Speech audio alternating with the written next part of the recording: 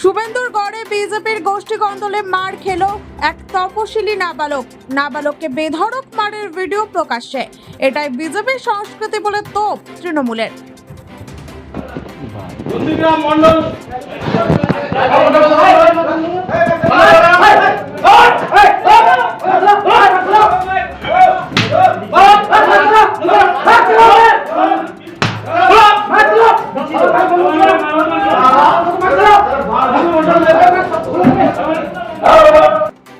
গতকাল গোকুলনগর অঞ্চলের মহেশপুর বাজারে বিজেপির পূর্ব নির্ধারিত একটি কর্মসূচি, সেই কর্মসূচি রূপায়ণ করতে গিয়ে আদি এবং নব্য বিজেপির দুই গোষ্ঠী তারা মুখোমুখি সংঘর্ষে লিপ্ত হয় এবং তাদের সেই মুখোমুখি সংঘর্ষ এবং গোষ্ঠীদ্বন্দ্বের শিকার হয় তপশিলি জাতিভুক্ত এক নাবালক মাইক চালক, যার উপরে বিজেপির এক গোষ্ঠীর নেতা কর্মী সমর্থকরা হিংস্র নেকড়ের মতো ঝাঁপিয়ে পড়ে এবং তাকে বেধড়কভাবে মারধর করে।